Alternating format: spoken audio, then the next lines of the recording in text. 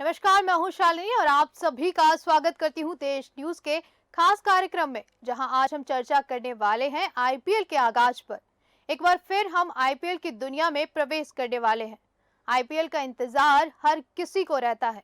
युवा वर्ग आईपीएल का बेसब्री से इंतजार करता है। आईपीएल यानी आईपीएल के अगले सीजन के लिए फ्रेंचाइजों ने तैयार शुरू कर दी है। वहीं आईपीएल 2024 के लिए ऑक्शन का आयोजन 19 दिसंबर को दुबई में किया जाएगा। इस ऑक्शन के लिए आईपीएल की सभी 10 टीमों ने अपने पर्स में पैसे जमा कर लिए हैं। ये सभी टीम कुछ खिलाड़ियों पर पैसे लुटाएगी और कुछ खिलाड़ियों को लेने में कंजूसी भी दिखाएगी। हम अपने इस वीडियो में 3 अलग-अलग देशों के कुछ ऐसे विदेशी खिलाड़ियों की बात करेंगे जिनका हम इस बार के आईपीएल ऑक्शन में बिकना मुश्किल लग रहा है, और अगर वो बिके तो बेस प्राइस से ज्यादा कीमत नहीं मिल पाएगी। ऑस्ट्रेलिया क्रिकेट की टीम के पूर्व कप्तान और तीनों फॉर्मेट के सबसे मुख्य खिलाड़ियों में से एक स्टीव स्मिथ ने अपने आईपीएल में भी कई बार कप्तानी की है। उस दौर में उनके पीछे आईपीएल टीम काफी पैसे खर्च करती थी, लेकिन इस बार के आईपीएल ऑक्शन में उनका बिकना भी मुश्किल लग रहा है। ऐसे में अगर वह आईपीएल 2024 के ऑक्शन में अनसोल्ड नहीं रहे तो शायद सिर्फ अपने बेस प्राइस यानी 2 करोड़ रुपए में ही बिक पाएंगे। स्टीव स्मिथ का बेस प्राइस 2 करोड़ रुपए है और उन्हें इसकी कीमत पर चेन्नई सुपर किंग्स यानी दिल्ली कैपिटल्स जैसी टीम ही खरीद सकती है। अफगानिस्तान के अनुभवी खिलाड़ी और पूर्व कप्तान मोहम्मद नबी भी इस लिस्ट में शामिल हैं। मोहम्मद नबी एक ऑलराउंडर हैं। वे मिडिल ऑर्डर बल्लेबाजी और ऑफ स्पिन गेंदबाजी करते हैं। अगर उनका फॉर्म ठीक है तो वह टीम के सबसे महत्वपूर्ण खिलाड़ी हो सकते हैं, लेकिन हाल ही में खत्म हुए वर्ल्ड कप में मोहम्मद नबी का फॉर्म बिल्कुल बेकार रहा था। इस कारण उनका आईपीएल में अनसोल्ड रहना लगभग तय लग रहा है। लेकिन अगर उन्हें कोई टीम खरीदती है तो शायद सिर्फ बेस प्राइस पर ही खरीदेगी। उनका बेस्ट प्राइस 1.5 करोड़ रुपए है। साउथ अफ्रीका के इस मिडिल ऑर्डर में बल्लेबाज का हाल भी कुछ ऐसा ही है। हालांकि राशि ने वनडे वर्ल्ड के दौरान कुछ मैचों में अच्छी पारी खेली थी, लेकिन आईपीएल में बड़ी कीमत पाने के लिए सिर्फ उतना काफी नहीं होता। उन्होंने आईपीएल में अभी तक खेले गए मैचों में कुछ खास कमाल नहीं किया है, और इस बार के ऑक्शन में उन्होंने अपना रजिस्ट्रेशन 2 करोड़ रुपए के बेस्ट प्राइस पर करवाया है। ऐसे में उनका अनसोल्ड जाना लगभग तय लग रहा है। लेकिन किसी टीम को उनके रोल की जरूरत पड़ी तो वह उन्हें सिर्फ उनके बेस प्राइस पर ही खरीदना चाहेगी। आईपीएल ऑक्शन के 1166 प्लेयर्स ने रजिस्ट्रेशन करवाया है। इनमें 830 भारतीय और 336 विदेशी खिलाड़ी शामिल हैं। वहीं विदेशी खिलाड़ियों में इंग्लैंड के गेंदबाज जोफ्रा आर्चर ने नाम नहीं दिया। मिचेल स्टॉक, पैट कमिंस और ट्रेविस हेड, जेराल्ड कुर्जी और रचिन देवेंद्र जैसे बड़े विदेशी खिलाड़ी ऑक्शन में उतरेंगे। साथ ही भारतीय खिलाड़ियों में हर्षल पटेल, शार्दुल ठाकुर, उमेश यादव और जयदेव उनाकद जैसे बड़े नाम शामिल हैं। आपको बता दें इनकी कीमत 10 करोड़ रुपए के पार जा सकती है। जहां एक तरफ आईपीएल को लेकर इतनी चर्चा बनी हुई है, वहीं दूसरी तरफ सोशल मीडिया पर चेन्नई सुपर किंग्स के कप्तान महेंद्र सिंह धोनी की तस्वीरें तेजी से वायरल हो रही हैं। वहीं आईपीएल 2024 के लिए कमर कसते हुए दिख रहे हैं। उनको देखने के लिए उनके फैंस बेहद खुश नजर आ रहे हैं। बता दें एम एस धोनी ने अपनी कप्तानी में चेन्नई सुपर किंग्स को आईपीएल 2023 का खिताब जितवाया था। वहीं माही एक बार फिर आईपीएल के लिए तैयार दिख रहे हैं। बता दें चेन्नई के रिटेन की गई खिलाड़ियों की लिस्ट में धोनी का नाम शामिल था, जिसका मतलब वो अगला यानी 2024 का आईपीएल खेलने के लिए तैयार हैं। वहीं अब धोनी ने टूर्नामेंट के लिए तैयारी भी शुरू कर दी है। वहीं सोशल मीडिया पर माही कुछ तस्वीरें वायरल हो रही हैं, जिसमें वो जिम के अंदर दिख रहे हैं। जिम में माही ब्लैक टी शर्ट में दिख रहे हैं। उस तस्वीर में चेन्नई सुपर किंग्स के कप्तान के चेहरे पर प्यारी सी मुस्कान दिख रही है, जिसमें फैंस का माही की वापसी का बेसब्री से इंतजार कर रहे हैं। वहीं आपको बता दें इससे पहले 26 नवंबर को सभी 10 टीमों ने रिलीज और रिटेन किए गए खिलाड़ियों की लिस्ट जारी की थी। एक तरफ कोएट्जी का भी इस पर नजरें टिकी रहेंगी। सबसे अधिक बेस प्राइस की लिस्ट में कई देशों के महत्वपूर्ण खिलाड़ी हैं। इनमें दक्षिण अफ्रीका के तेज गेंदबाज गेराल्ड कोएट्जी शामिल हैं, जो विश्व कप में अपनी टीम से सबसे अधिक विकेट होने वाले लेने वाले गेंदबाज थे।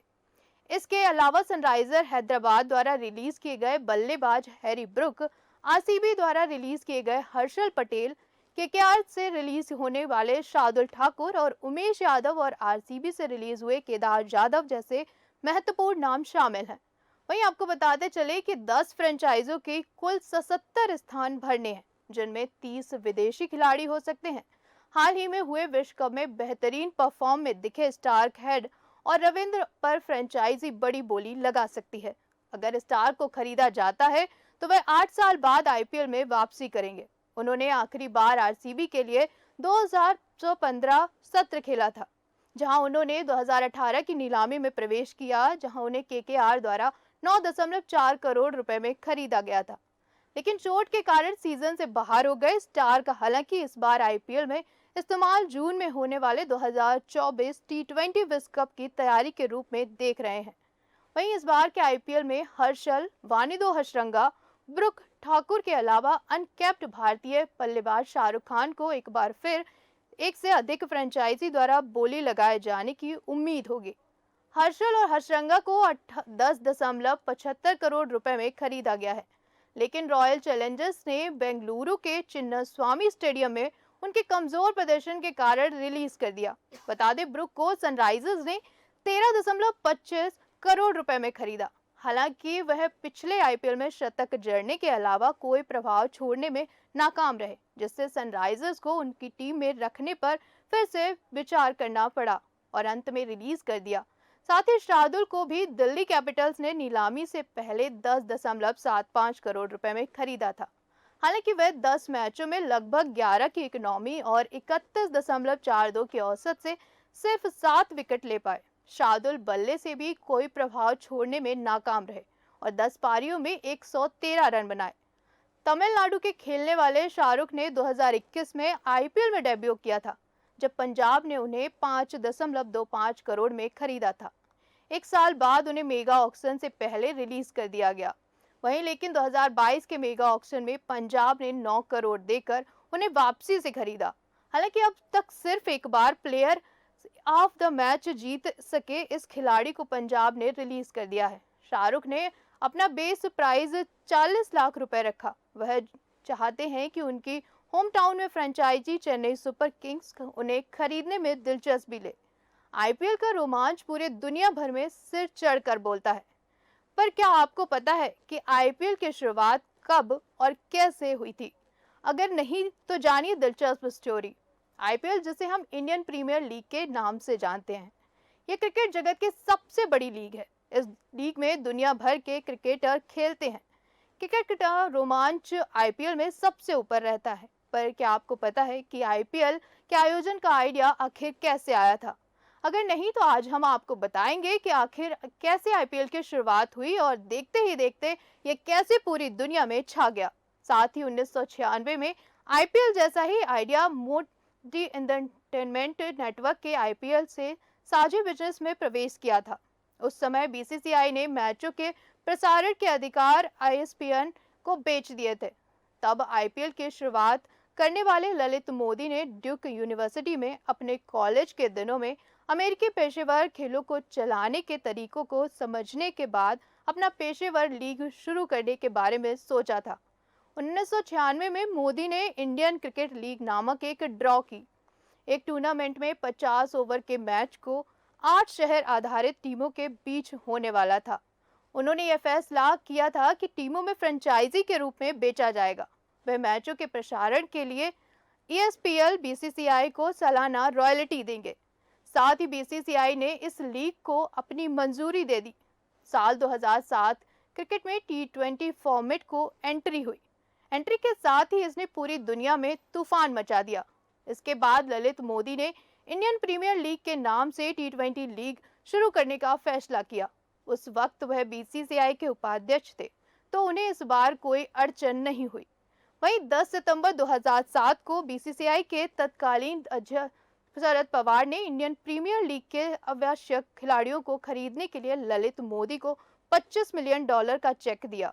साथ ही 12 सितंबर 2007 आईपीएल के लिए एक स्वर्णिम दिन बना। इस दिन ललित मोदी ने औपचारिक रूप से नई दिल्ली में एक समारोह के दौरान इंडियन प्रीमियर लीग का शुभारंभ किया। इसके लॉन्चिंग में राहुल द्रविड़, सौरव गांगुली, ग्लेन मैक्या जैसे प्लेयर शामिल हुए। वहीं सौभाग्य से मोदी के लिए विश्व टी20 का पहला संस्करण सितंबर 2007 में दक्षिण अफ्रीका में शुरू होने वाला था। मोदी ने उस समय दुनिया के टॉप 100 खिलाड़ियों को उनकी कमाई और टैलेंट सेट के अनुसार 4 श्रेणियों में बांट दिया था। 4 श्रेणियों का 4 अलग-अलग वेतन स्लैब के तहत रखा गया था। $1,00,000, $2,00,000 और $3,00,000, साथ ही $4,00,000। यह आईपीएल के पहले संस्करण के लिए प्लेयर्स की निर्धारित बेस्ट प्राइज थी। वहीं ललित मोदी ये बात जानते थे कि इसे सफल बनाने के लिए दुनिया भर के विभिन्न क्रिकेट बोर्डों को अपने खिलाड़ियों को साल में लगभग 2 महीने भारत की यात्रा करने की अनुमति देनी होगी। इसलिए तुरंत उन्होंने विभिन्न क्रिकेट बोर्डों से प्रशासकों से मुलाकात की। उस वक्त ईसीबी को छोड़कर सभी इसके लिए मान गए थे। वहीं इसके बाद मोदी ने टीमों को खरीदने के लिए शाहरुख खान, प्रीति जिंटा से मुलाकात की और आखिरकार 18 अप्रैल 2008 को रॉयल चैलेंजर्स बेंगलोर और कोलकाता नाइट राइडर्स के बीच पहला मुकाबला खेला गया। बता दें, वहीं पहले सीजन की चैंपियन राजस्थान रॉयल्स बनी। इसी के साथ खेल जगत की दुनिया में फिलहाल इतना ही। आज हमने आईपीएल के बात की, उसमें खेल रहे खिलाड़ियों पर बात की और किसको कितने में खरीदा जा रहा है यह भी जाना, साथ ही आईपीएल के इतिहास को भी जाना है। तो वहीं हम फिर मिलेंगे आईपीएल की अपडेट को लेकर खेल की नई जानकारी के साथ। तब तक के लिए नमस्कार।